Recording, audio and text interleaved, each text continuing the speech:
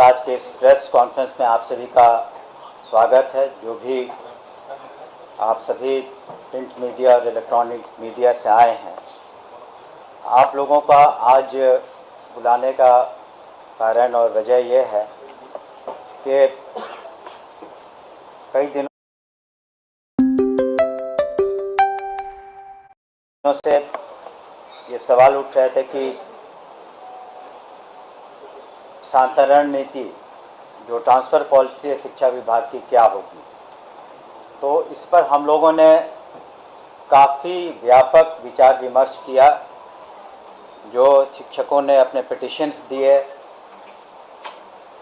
जो जनप्रतिनिधि हैं उन लोगों से हम लोगों ने वार्ता की, और जिलों में हम लोग जब भ्रमण के लिए गए, हम भी गए, हमारे पदाधिकारी गए, तो उस वक्त हमें जो फीडबैक मिला,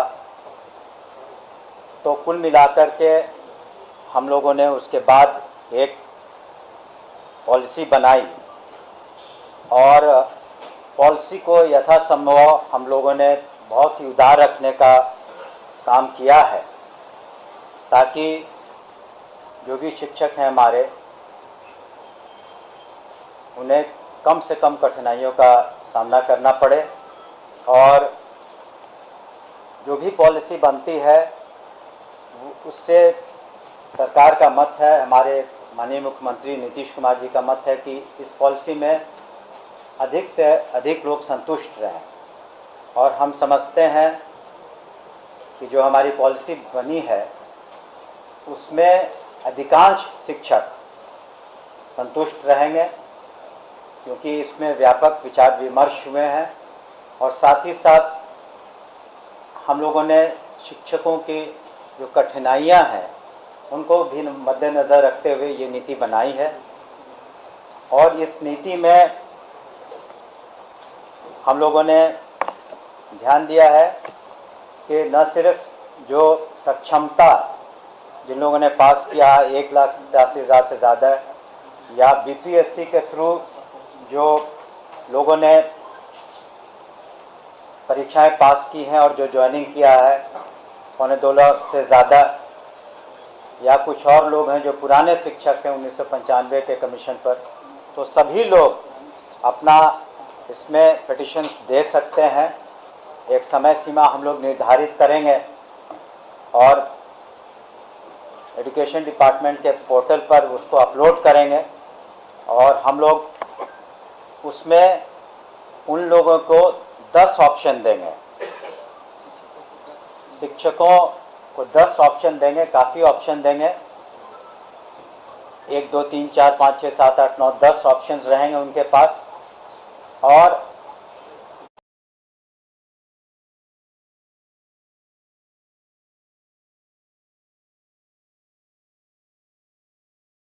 Dot & Key Vitamin C Sunscreen. Its water-like texture feels like nothing. Dot & Key. यथासंभव हम लोगों ने कोशिश किया है कि जो शिक्षक हैं अपने ही ज़िले में रहें। पहली बात तो ये है कि अपने ही ज़िले में रहें ताकि उनको सुविधा हो अपने ही ज़िले में। और बीपीएससी के भी जो पास कर चुके हैं या सक्षमता, वो भी इसके हकदार रहेंगे, या पुराने जो शिक्षक हैं। तो जो हम लोगों ने नीति बनाई है उसकी प्रतिलिपि भी आपको हम देंगे, उसमें व्यापक सब कुछ लिखा हुआ है।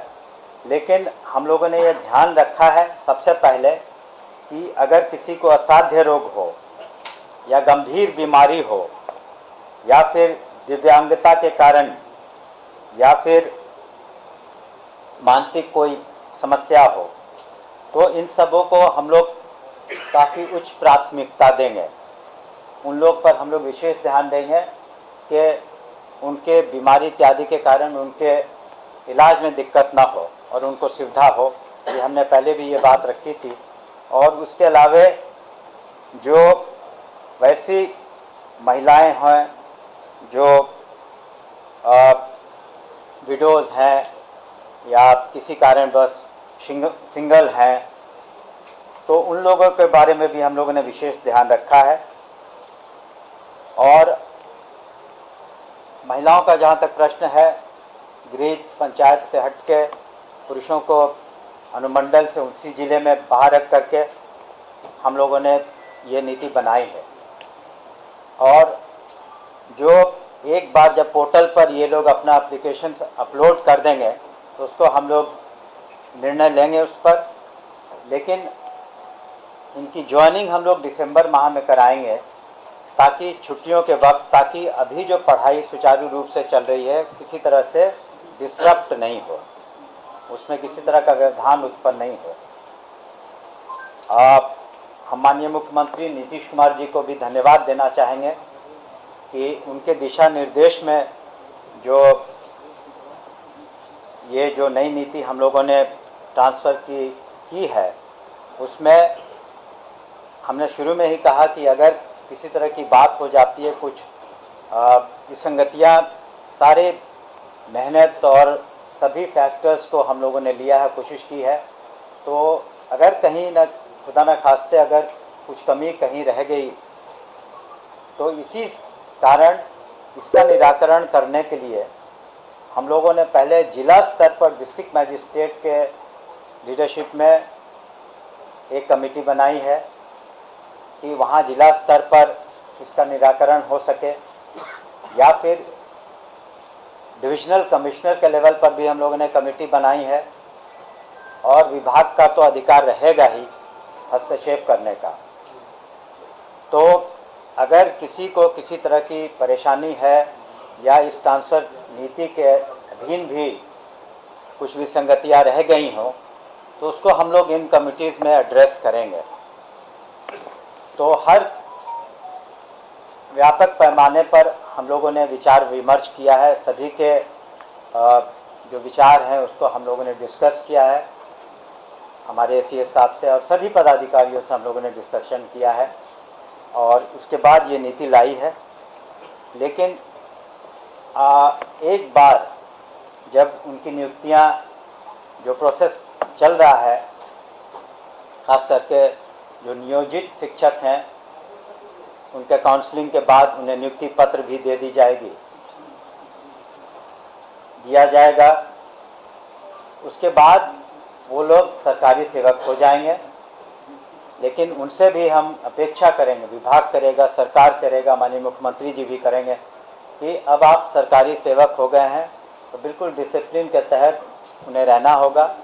उन्हें फ़ायदे भी हैं जो एक सरकारी सेवक को होता है, पोस्ट रिटायरमेंट या सरकारी सेवक को अन्य जो सुविधाएं दी जाती हैं उन्हें मिलेंगी, लेकिन उन्हें भी ये ध्यान रखना होगा कि बिल्कुल डिसिप्लिन तरीके से वो पठन पाठन कराएं और कोशिश करें कि बिहार में शिक्षा का स्तर और बेहतर हो, क्वालिटी एजुकेशन हो और उसमें उनका योगदान बहुत महत्वपूर्ण है।